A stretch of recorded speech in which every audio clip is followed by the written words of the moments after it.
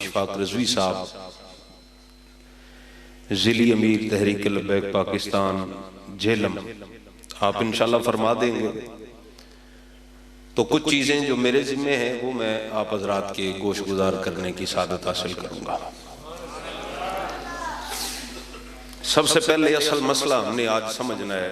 तकरीरें हम भी करते रहते हैं, आप भी सुनते रहते हैं, और मेरे बाद जो खतीब जलवा फिराज होंगे वो वैसे भी इतने जोशीले खतीब हैं कि अगर आप सब मुझ समेत हम सारे उनका जोश थोड़ा थोड़ा ले लें तो मेरा ख्याल है कि असी अद्धे पंजाब में वक्त पा लेना। वो इतने जोशीले खतीब हैं। तो कुछ बातें हैं जो मैं समझाना चाहता हूं, उन पर आपने तवज्जो फरमानी है। सबसे पहला सवाल जो सबसे ज्यादा जरूरी भी है, क्योंकि ये अगर तफसील के साथ एक भी मौजू मैं ले लूं ना उनमें से तो शायद वो भी मुकम्मल ना हो सके। आज की नशिस्त मुख्तसर है, लेकिन आपको एक थीम दे के जा रहा हूं और इस चैलेंज के साथ ये बात कह रहा हूं कि अगर दुनिया का कोई आलम दीन भी ख्वाब किसी भी मकतब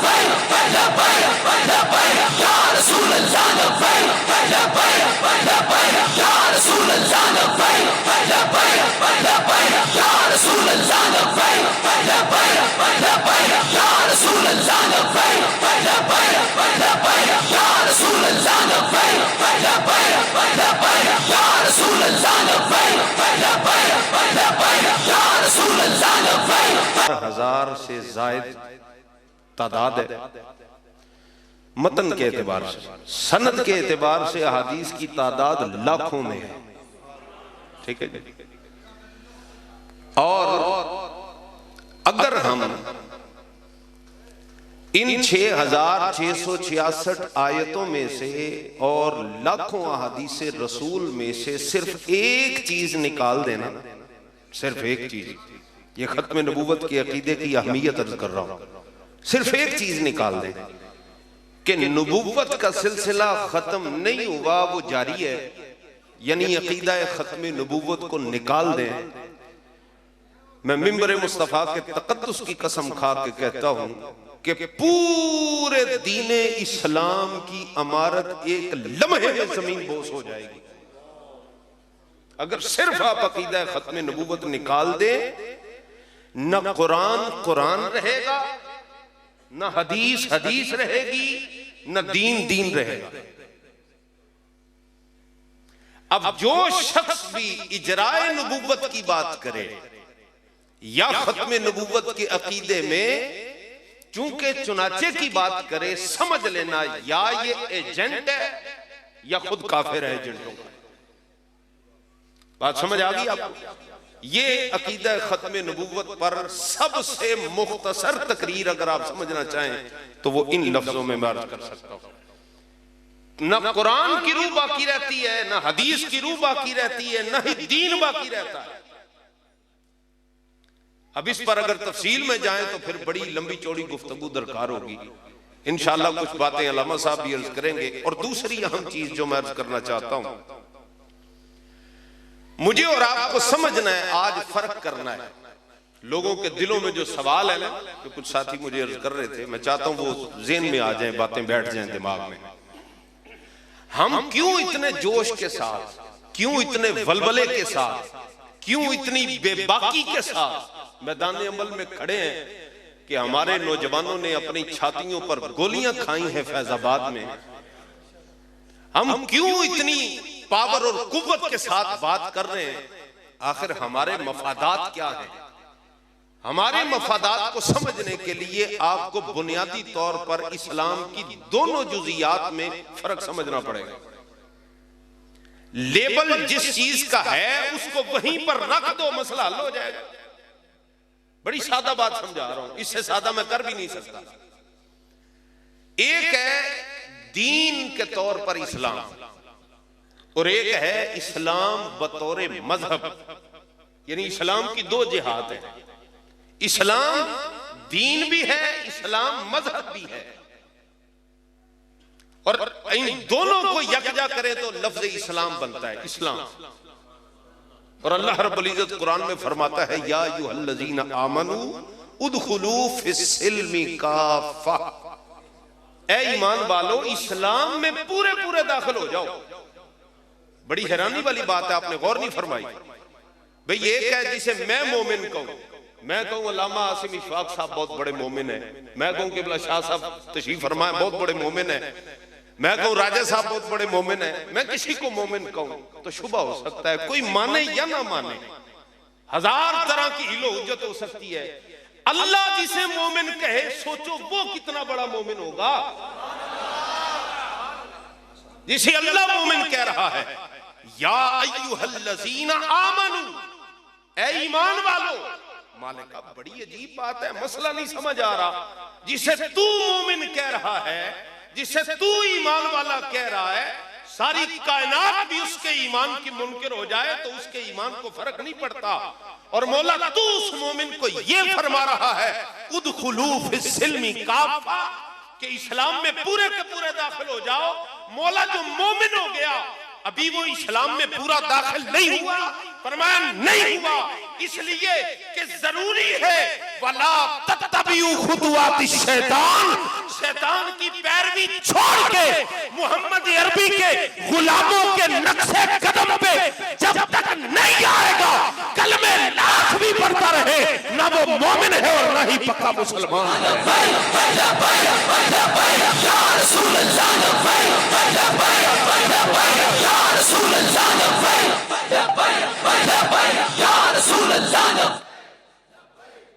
वला तत्तबिउ खुतुवाति शैतान इन्नहु लकुम अदुव्वुम मुबीन, शैतान के रास्ते से हटना पड़ेगा, इससे बच के चलना पड़ेगा। अब इन दोनों चीजों में फर्क समझिएगा और बात को समेटते हैं। दीन क्या है और मजहब क्या है, इन दोनों के दरमियान फर्क क्या है। देखिए, मजहब कहते हैं इबादत करने के तरीके को। मजहब किसे कहते हैं? इबादत करने के। आप नमाज कैसे पढ़ते हैं, ये मजहब है। आप रोजा कैसे रखें, ये मजहब है। आप ज़कात कैसे दें, ये मजहब है। आप हज कैसे करें, ये मजहब है।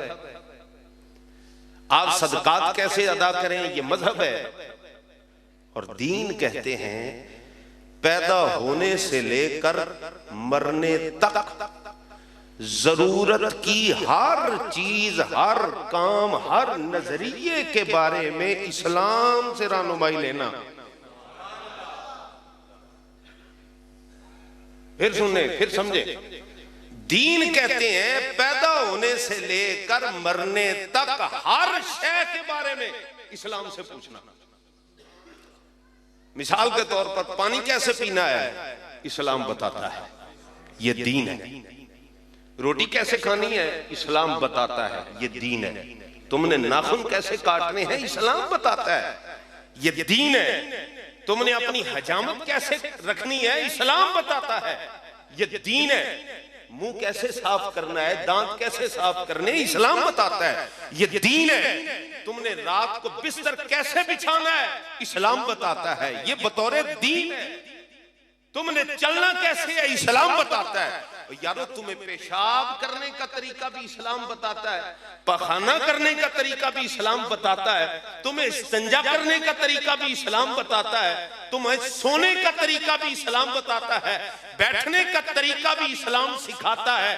तुम्हारा चलना, बोलना, उठना, बैठना, मामलात करना, तुम्हारी तिजारत का सलीका भी तुम्हें इस्लाम बताता है, तुम्हारी मईशत को भी तुम्हें इस्लाम बताता है, तुम्हारी सरहदात की तालीम भी इस्लाम देता है, तुम्हारी सियासत का तरीका भी इस्लाम बताता है, तुम्हें खिलाफत का निजाम भी ये इस्लाम देता है।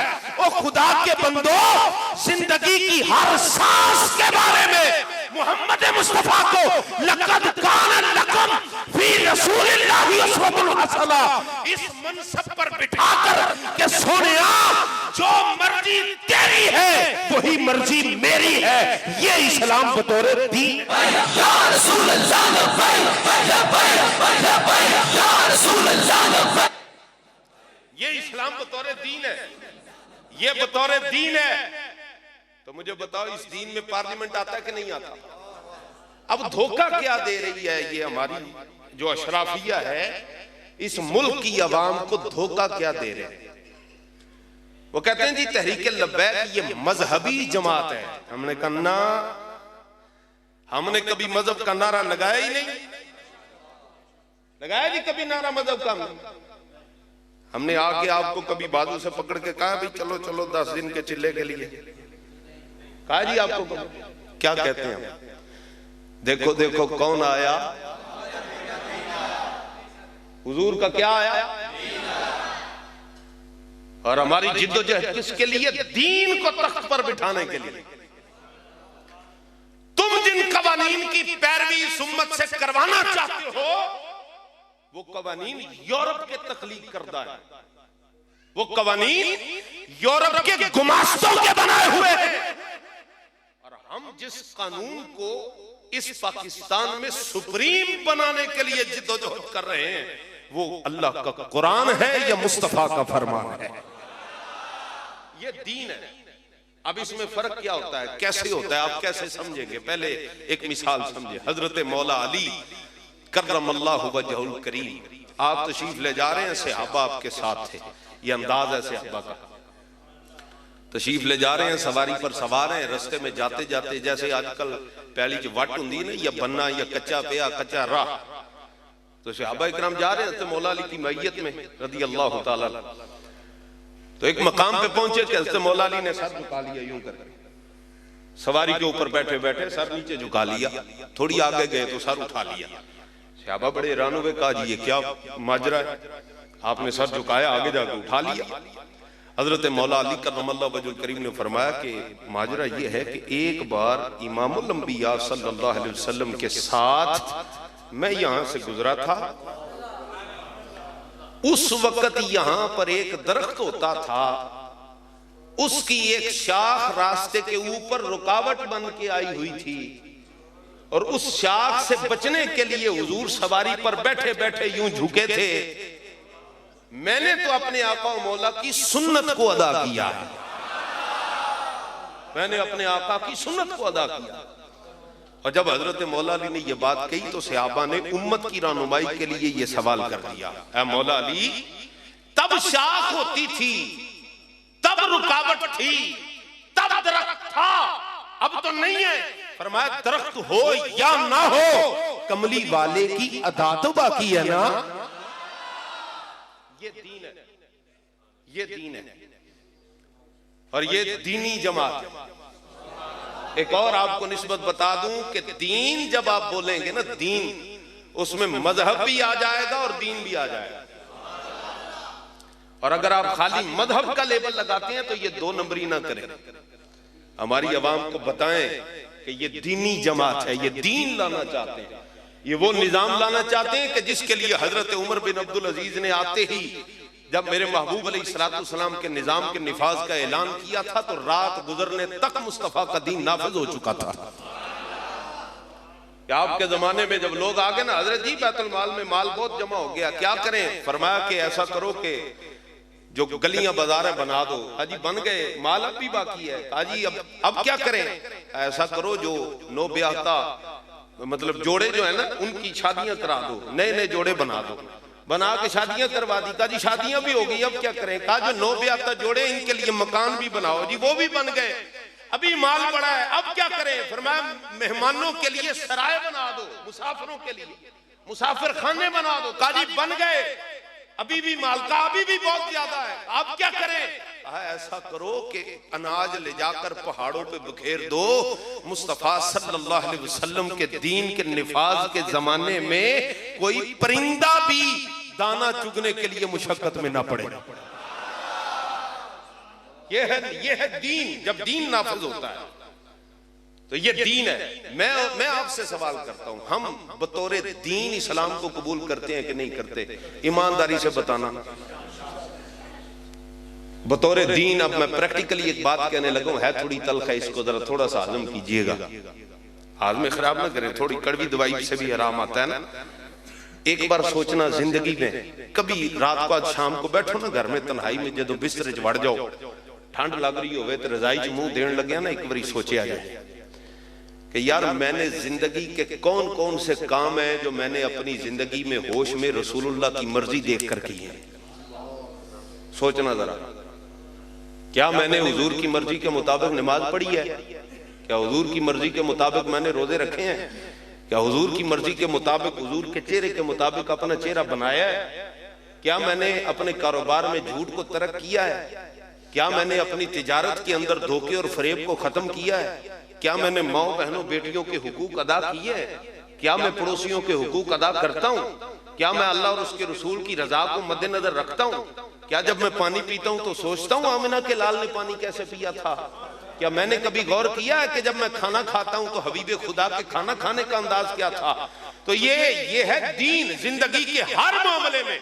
तो हम कहते हैं जिस वक्त ये दीन नाफिज हो जाएगा ना, उस वक्त हमें कहना नहीं पड़ेगा कि खत्म नबूवत के कानून की हिफाजत करो या हम जाने देने के लिए आ रहे हैं। उस वक्त दीन जब आ जाता है, फिर अल्लाह रब्बुल इज्जत इस माशरे के हर फर्द को वो गैरत अता खुद ही फरमा देता है।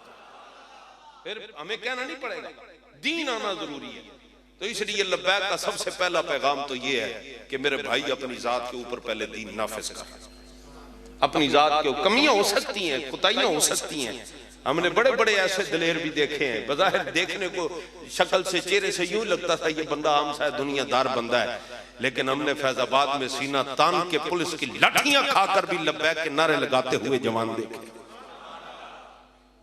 तो दीन और मजहब के दरमियान ये फर्क आप पैदा कर लें, इस फर्क को अपने ज़हन में रख लें। अब देखिए हमारे ऊपर लेबल जो लगता है गवर्नमेंट सतह पर, बात थोड़ी नाजुक है, याद करने काम आएगी कि हमें गवर्नमेंट ये कहती है या अशराफिया के जो लोग हैं जो बार बार इख्तिदार में आते हैं, ये जो रिसाइकलिंग सिस्टम चलता है, बार बार वही चक्का घूमता है तो वो आ जाता है, चक्का घूमता है तो किसी को कोई लेके आता है, कोई खुद आ जाता है, किसी को अवाम लाती है। जो भी चक्कर है हम इन चक्करों में नहीं पड़ते। लेकिन एक मसला मैं आपसे पूछना चाहता हूं, क्या दीन इस्लाम हमारे हुक्मरानों को पसंद नहीं है? सादा सी बात है, नहीं है, पसंद नहीं है। अच्छा अगर पसंद होता तो मुझे बताओ, क्या बाजारों में इसी तरह बीवियों को नचवाया जाता? अगर दीन पसंद होता तो साहिवाल में जो नन्हे बच्चों के सामने माँ बाप को कत्ल कर दिया गया था, उनके कातिल आजाद होते। अगर हमारे हुक्मरानों को इस्लाम बतौरे दीन पसंद होता तो क्या, मैं 3 बेटियों का बाप हूं लेकिन ये जुमला कहते हुए लर्ज जाता हूं कि फिर 4 साल की बच्ची कुर्ता उठा के अपने साथ होने वाले जुल्म को बताती और मुजरिम फिरता रहता। क्या अगर हमारे हुक्मरानों को इस्लाम बतौरे दीन पसंद होता तो क्या, मुझे ईमान से बताना, हज़रत फारूक आज़म रज़ी अल्लाह तआला तो अपने कंधे के ऊपर राशन लाद कर वो ले जाते थे ना, हज़रत फारूक आज़म रज़ी अल्लाह खुद लेके जाते थे और फूंके मारते कि आपकी गनी दाढ़ी के अंदर धुआं भर जाता। और आप फरमाया करती, अगर दरिया फिरात के किनारे भी कुत्ता प्यासा मर गया तो उमर क़यामत के दिन उसके लिए भी जवाबदेह होगा। बल्कि आपको मैं रिवायत और सुना दूं, तारीखुल खुलफा की एक हदीस है, इब्ने असाकिर की रिवायत है, हजरत फारूक आज़म रज़ी अल्लाह तआला को उनके विसाल के 11 साल के बाद एक बंदे ने ख्वाब में देखा। कितने साल बाद? और कैफियत ये थी कि हजरत फारूक आज़म यूं अंगूठे के साथ अपना पसीना पूछ रहे थे माथे से, यूं वो कैफियत थी, यूं कर रहे थे कि जैसे वो थक गए हों। पूछने वाले ने पूछा, हजरत जी क्या हुआ, आप थक गए हैं, क्या काम किया कि आपको पसीना आया हुआ है? हज़रत फारूक आज़म रज़ी अल्लाह तआला ने सवाल किया, ये बताओ मुझे दुनिया से आए कितना अरसा हो गया? बताया गया कि जी हुजूर आपको 11 साल हो गए। फरमाया उमर आज हिसाब दे के फारिग हुआ है। ये इब्ने असाकिर की रिवायत, फारूक आज़म रज़ी अल्लाह तआला जैसे। तो क्या आज के हुक्मरानों को याद नहीं, इन्होंने हिसाब नहीं देना? हमारा पैगाम सिर्फ ये है कि दुनिया के हर कानून से बेहतरीन कानून दीन इस्लाम का कानून। बस हमें इस्लाम चाहिए। हम तुमसे तकाजे नहीं करते गलियों नालियों। कभी सुना है हमने गलियों नालियों के लिए छोड़ डाला हो? हमने तो धांधली की बात भी आज तक नहीं की कि हमारे जितने लाखों वोट तुम खा गए हो, हमने तो उनका बदला भी नहीं लिया तुमसे। तो मेरे भाई हमारा मिशन सिर्फ एक है, इस दीन को तख्त पर लाना है।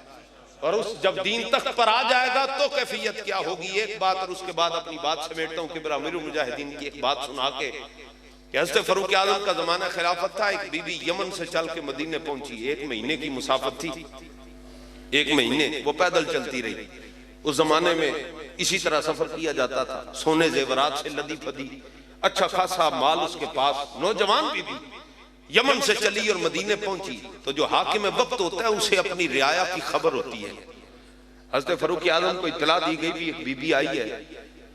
बाद सहाबा ने ये बयान किया है, मुहद्दिसीन लिखते हैं कि हज़रत फारूक आज़म ने जूते भी नहीं पहने, उठ के भागे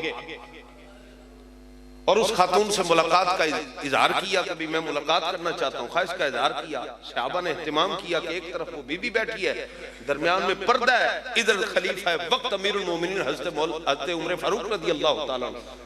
हज़रत फारूक आज़म ने पूछा, कहा भी बीबी कब से चली हो? कहा जी फलां तारीख से। कहा तुम्हारे साथ कोई था? कोई नहीं। कहा तुम्हारे पास माल भी है? कहा हाँ, ये सोना भी है, ये जेवर है। कहा बताओ इतने सफर के अंदर तुम्हें किसी ने रोका? कहा जी नहीं।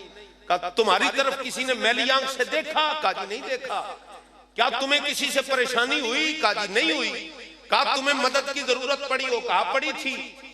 और कहा जिससे मदद मांगी उसने मदद की? कहा बिल्कुल उसने मेरी मदद की। कहा तुम्हें कहीं पर ये महसूस तो नहीं हुआ कि तुम खतरे में हो? कहा एक लम्हे के लिए भी नहीं हुआ। तो हज़रत फारूक आज़म ने अल्लाहु अकबर का नारा लगाया। अब सहाबा तो जमा थे। सहाबा ने क्या, फारूक आज़म इस बात में इतना जोश के अंदर अल्लाहु अकबर का नारा लगाने की हाजत क्या है? तो हज़रत फारूक आज़म ने जवाब दिया, कहा सहाबा मैं इमामुल अंबिया के साथ मौजूद था। मेरे महबूब ने एक दिन फरमाया था, ऐ उमर जिस दिन इस्लाम नाफिज हो जाएगा ना, उस दिन यमन से अकेली बीबी चलेगी, जेवर के साथ मदीने में दाखिल होगी, ना उसकी तरफ कोई मैली आंख से देखेगा, ना उसका माल चोरी करेगा।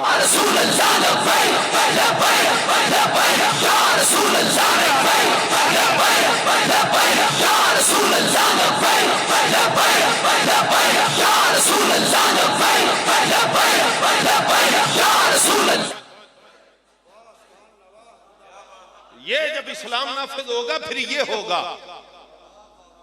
फिर सरेआम पार्लियामेंटेरियन जिनाबाजियां नहीं करेंगे, इस पर शोखे नहीं होंगे। फिर मैं नाम लूं तो बड़ी दूर बात जाएगी। आपको पता है कौन सा पार्लियामेंटेरियन है जो पाक साफ है? आपको नहीं पता कौन से असेंबली मेंबरान है, क्या करतूत है उनके? हमारे इल्म में नहीं है, आंखों से नहीं देखते कि ये लोग हमेशा जालिम के साथ खड़े होते हैं। और आपको सिर्फ एक इशारा देना चाहता हूं, मैं बाबा जी की बात सुनाने लगा हूं। इसके बाद एक इशारा, हम जिस नजरिए के पासदार है ना, वो नजरिया वो है जिसके लिए इमामुल अंबिया सल्लल्लाहु अलैहि वसल्लम के मुबारक पीठ पर सजदे के आलम में ओजड़ियां भी फेंकी गईं। वो जिस नजरिए का प्रचार करने के जुर्म में हजरत अबू बकर सिद्दीक रज़ी अल्लाह ताला अन्हु की सफेद दाढ़ी पकड़ के चेहरे पर तमांचे मारे गए। लोग समझते हैं कि घर बैठे मीठा मीठा हापअप हो जाए, हमें कुछ करना ना पड़े, कुर्बानी ना देनी पड़े। हम जिस नजरिए की बात करते हैं वो है जिसके लिए हजरत फारूक आज़म को शहीद होना पड़ा। हम जिस नजरिए की हिफाजत की बात करते हैं वो है जिसके लिए हजरत उस्मान गनी दामाद रसूल ज़ुन्नुरैन रज़ी अल्लाह ताला अन्हु को मदीने शहर के अंदर उनके घर में 40 दिन भूखा प्यासा कैद करने के बाद शहीद कर दिया गया। हम जिस नजरिए की बात करते हैं वो है जिसके लिए हजरत मौला अली कर्रमल्लाहु वजहुल करीम को खंजर मारे गए। हम जिस नजरिए की बात कर रहे हैं वो है जिसके लिए हजरत इमाम हसन मुज्तबा को जहर दिया गया। हम जिस नजरिए के पासदार हैं वो है जिसके लिए हजरत इमाम हुसैन ने मैदान करबला को आबाद किया। हम जिस नजरिए के पासदार हैं वो नजरिया वो है जिसके लिए लिए इमामों के इमाम इमाम आजम अबू हनीफा का जनाजा भी जेल से उठा। हम जिस नजरिए की बात करते हैं वो है जिसके लिए हजरत इमाम अहमद इब्ने अंबल को कोड़े मारे जाते रहे। हम जिस नजरिए की बात करते हैं वो है जिसके लिए सैयद किफायत अली काफी ने फांसी का फंदा चूम के गले में डाला। हम जिस नजरिए की बात करते हैं वो नजरिया वो है जिसके लिए फजल हक खैराबादी ने 1857 के अंदर अंग्रेज को मुंह तोड़ जवाब देते हुए ये कहा था कि मेरा सारा बदन एक बार नहीं 1000 बार भी गल जाए मोहम्मद अरबी के दीन का सौदा मैं फिर भी नहीं करूंगा। सारे आ चुके हैं सारे। रसूल अल्लाह लब्बैक लब्बैक लब्बैक या रसूल अल्लाह लब्बैक लब्बैक लब्बैक या रसूल अल्लाह लब्बैक लब्बैक लब्बैक या रसूल अल्लाह लब्बैक। हमने ये तारीख में पढ़ा था, ये चीजें हमने तारीख में पढ़ी थी। खादिम हुसैन रिजवी की सूरत में हमने इमाम अहमद इब्ने हंबल आंखों से देखा है। अल्लामा शरफ मिल्लत रहमतुल्लाह ताला अलैह का विसाल हुआ ना, मौलाना अब्दुल हकीम शरीफ कादरी रहमतुल्लाह ताला अलैह, तो आपके जो बड़े साहबजादे हैं प्रोफेसर डॉक्टर मुमताज अहमद सदीदी साहब, उनके पास एक दिन बैठे हुए थे तो बातें सुना रहे थे किबला उस्ताद साहब की। कहने लगे कि मैं एक दिन अपने अब्बा जान के पास बैठा हुआ था, चूंकि आपका गला जो था वो खराब था और आप बात नहीं कर पाते थे। एक नवाज साहब का बात समझता था, वो तर्जुमानी करता था। आपके पास बैठे हुए थे तो कहने लगे कि मैंने अब्बा जी से ना कहा, बहुत ज्यादा बीमार थे विसाल से कुछ दिन पहले, कहते मैंने कहा अब्बा जी दुआ करें कि अल्लाह हमें आप जैसा इश्क रसूल अता करे। तो अल्लामा अब्दुल हकीम शरीफ मिल्लत रहमतुल्लाह ताला अलैह फरमाने लगे कि भाई मेरा इश्क रसूल क्यों मांगते हो, इश्क रसूल मांगना तो रूमी जामी जैसा मांगो। तो कहते हैं मेरे ज़हन में एक बात आई तो मैंने अब्बा जी से कह दी, उसके बाद आपने कलाम नहीं फरमाया, रोने लगे। कहते हैं मैंने कहा कि अब्बा जी मौलाना रूमी और जामी का इश्क तो हमने किताबों में पढ़ा है, आपका इश्क तो हमने अपनी आंखों से देख रखा है। हम इसलिए कहते हैं अल्लाह हमें आप जैसा इश्क रसूल बनाए। तो यही बात हम आपको भी बताना चाहते हैं। हमने इमाम अहमद इब्ने हंबल का किस्सा तारीख में पढ़ा है, हमने फजल हक खैराबादी तारीख में पढ़ा है, हमने इमाम अहमद रजा तारीख में पढ़ा है, हमने इमाम आजम अबू हनीफा को तारीख में पढ़ा है, हमने सलाहुद्दीन अय्यूबी को तारीख में पढ़ा है, नूरुद्दीन जंगी को किताबों में पढ़ा है। रब्बे काबा की कसम है, दीन मोहम्मद के ये सारे सिपाही एक वजूद में देखे हैं, उस वजूद का नाम खादिम या रसूल अल्लाह या रसूल अल्लाह या रसूल अल्लाह।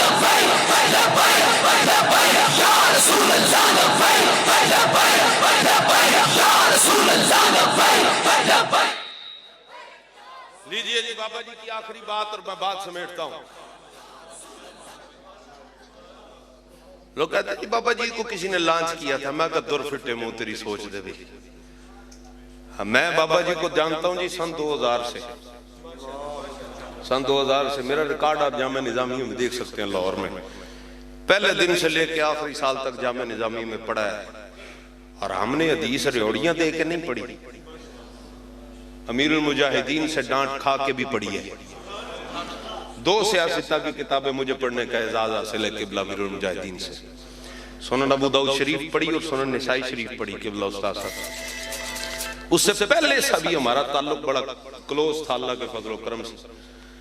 किसे सुनाने बैठूं तो बड़ी दूर जाएगी। हम जुम्मा पढ़ने के लिए कोशिश करते थे कि उस्ताद साहब की मस्जिद में जाएं, तो जिन दिनों पीर मक्की में जुम्मा पढ़ाया करते थे ना, अब ये बात समझने वाली है, इस बात में बड़ा पैगाम है। और जो कहते हैं ना उनका जवाब भी है कि जी इनको किसी ने लॉन्च किया था। मैं कहता हूं जो पुराने जानने वाले हैं उनसे कभी पूछो खादिम हुसैन रिजवी क्या था। उन दिनों एक्सीडेंट नहीं हुआ था, ये गालबन सन 2006 की बात आपको सुना रहा हूँ। केवल उस्ताद साहब के पास जुम्मा पढ़ने के लिए हम गए पीर मक्की मस्जिद में, तो जुम्मे के बाद कोई 2, 4, 5 बंदे बैठे हुए थे, 6, 7, 8 तलबा बैठे हुए थे, एक हल्का बना हुआ था। उस्ताद साहब ने सबके लिए पानी मंगवाया भी, सबको खिदमत करो, पानी शानी पिलाओ। उन दिनों एक्सीडेंट नहीं हुआ था, उस्ताद साहब ठीक ठाक थे। एक बाबा आया, उसने मस्जिद की सीढ़ियों पे खड़े होकर ना उसने कहा मौलवी जी मेरे घर आए जरा खत्म पढ़ना है मेरे माँ प्यो का। साथ फरमान लगा अच्छा भाई चलो भाई सारे चलिए। सबसे कहा चलो भाई उठो चलिए। हम भी साथ थे। एक हमारे साथ मौलाना मोहम्मद अली नक्शबंदी साहब थे जिनको उस्ताद साहब सूफी साहब कहा करते थे, वो भी साथ में थे। हम जब खत्म वाले घर में पहुंचे जाके बैठक तंग सी थी, यूं समझ लें इस मस्जिद के हाल के 3 हिस्से करे तो इतनी बड़ी बैठक थी, 40-50 बंदे वहां बैठे हुए थे। साहब ने ऐसे चल भी तू तिलावत कर, एक ने तिलावत की, दूसरा का चल भी तू नाज शरीफ सुना, उन्होंने नाज शरीफ सुनाई। सूफी साहब ने उस्ताद साहब का चल जी कोई हदीस शरीफ बयान करो, उन्होंने एक हदीस शरीफ पढ़ी उसका तर्जुमा सुनाया। उसके बाद उस्ताद साहब ने दुआ फरमाई। दुआ के बाद वो जो बाबा था ना बड़ा रख रखाव वाला बंदा था, उसने क्या किया उस्ताद साहब के साथ जितने बंदे आए थे ना सबको एक एक सूट एक एक मिठाई का डब्बा और 500-500 रुपया रख के दिया। सबकी कदर में उस्ताद साहब के साथ है। उस्ताद साहब को भी जाहिर है उसने एक अच्छा तबर्रुक पेश किया, अच्छा सूट, अच्छा मिठाई का डब्बा, कुछ रकम थोड़ी ज्यादा थी उस्ताद साहब की खिदमत में पेश की। अब वहां बैठे बैठे बाबा जी क्या फरमा रहे हैं, कहते हो सूफी इन्हां दिनां दे विच मजदूर कितनी दिहाड़ी लेंदा? सूफी साहब कहने लगे जी 300 रुपया या 400 रुपया दिहाड़ी उदों इन्नी होंदी सी, हुण ते 700-800 रुपया मजदूर 1000 रुपया भी मंगदे ने जी। 300-400 रुपया दिहाड़ी। मैं अच्छा मिस्त्री कितनी लेंदा? सूफी साहब कहने लगे उस्ताद जी वो 500-600 रुपया दिहाड़ी जी मिस्त्री दी, बड़ी भी होवे ना कहो सारी दिहाड़ी, बहुत गर्मियों के दिन थे सारी दिहाड़ी धुप्पे सड़दा फिर इन्नी कोनू मजदूरी मिलदी। दस इत्थे असीं की कीता, इत्थे असीं की कीता? सब कहने लगे उस्ताद जी असीं की करना सी, बस मिलाद शरीफ कीता है। फिर बाबा जी खुद बोले चलिया ना, अब ये जुमला दिल की तख्ती पर लिखना, खुदा की इज्जत की कसम सारे सवालों के जवाब हो जाएंगे। उस्ताद साहब ने फरमाया ना हमने कुछ नहीं किया, हमने बस हुजूर के नाम की चूरी खाई है, हमने कुछ नहीं किया। सूफी हुजूर ने हमें अपने नाम की चूरी खिलाई है, चूरी। और सूफी याद रखी जिस दिन हुजूर दी इज्जत ते जान देन दा वेला आ जाए ते चूरियां भुल नहीं जानियां। या रसूल अल्लाह या रसूल अल्लाह।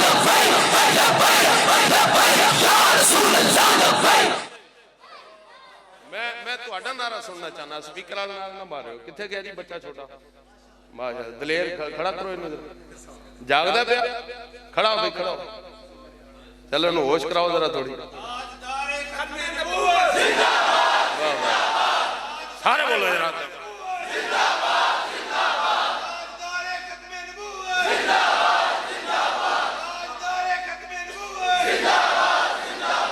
ये फैजान है किबला अमीरुल मुजाहिदीन का।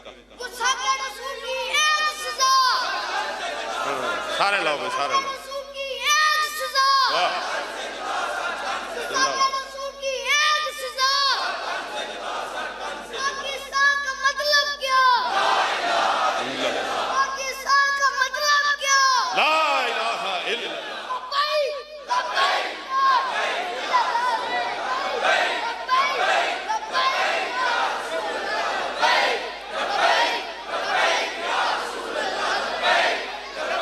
लो जी बात खत्म करते हैं। अब आप हजरात से गुजारिश सिर्फ इतनी है, मेहरबानी करें इस्लाम को बतौर दीन इख्तियार करें।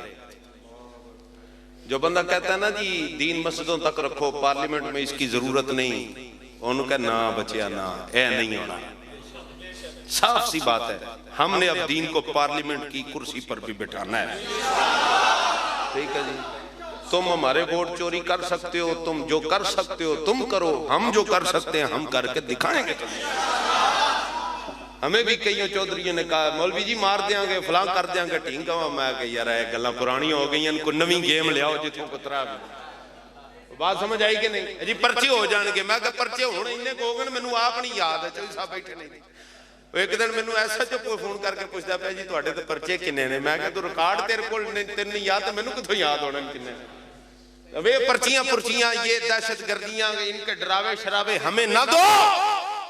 ये बात बस कान खोल के सुन लो, हमारे कायद ने ऐलान कर दिया है तो 16 की रात तक तुम्हारे पास वक्त है। किसी भूल में न रहना कि खादिम हुसैन रज़वी तहे मिजाज चले गए, अब कौन निकलेगा? खुदा की इज्जत की कसम है, ये तुम 16 की रात गुजरने दो, 17 का सूरज तुलू होते ही मोहम्मद अरबी के गुलाम गुस्ताख सफीर को खुद गिरबान से पकड़ के मुल्क से बाहर फेंक के दिखाएंगे।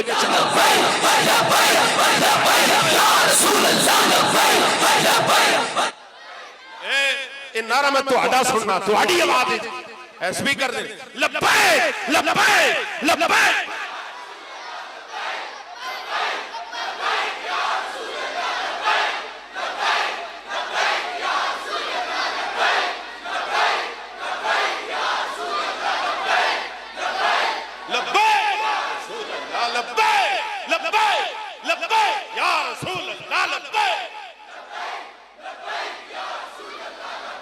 बस आप बस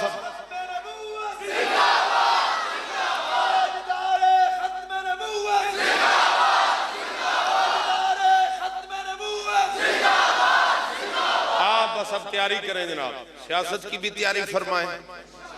हम सियासत वो करते हैं जो अल्लामा कासिम फखरी करके दिखा रहे हैं, ओला नहीं है। हम 2.5 साल बाद आपको ये नहीं कहेंगे साड़ी गवर्नमेंट आ गई तो हम कहें जी है सानू तो पता ही नहीं लगा गवर्नमेंट चुंदा की है जी। मुकाला मिलाउण वास्ते आया सा फिर जी, गुस्ताखे रसूल नूं रिहा करके मुकाला कराना आया सा। हमें पता है तुम्हारी डोरें किन के हाथ में है, और तुम्हें अभी शायद पता नहीं चला हमारी डोर किन के हाथ में है। ये दलेरियां ऐसे नहीं आती। बाबा जी फरमाया करते थे इश्क रसूल दिल च होवे ते अल्लाह दलेर फरमा देंदा। तब आपने नारा लगाना है, तो इंशाल्लाह उसके बाद अल्लामा साहब का खिताब होगा ते नारा इधर लायो। बाहर कई बंदे दी मैं ज़ियारत कीती है जेड़े हजे सोच रहे हैं भी नारा लाइए कि ना लाइए। मैं ना लाओ जरा। ओ यार दुनिया च कोई इहो जिहा सियासतदान मैनू विखाओ जेड़ा आखे भी मेरे मरण तो बाद 20 रुपये 5 रुपये भी मेरे ते किसी तो लेना साबित हो जाए तो मेरी कबर फुट दे आ जाए। हुण को चंद तोड़ के विखाइए फिर मनोगे। ये बड़ी सादा सी बात है, समझने वाली है, समझिएगा, मेहरबानी करें। और क्या देखना चाहते हैं?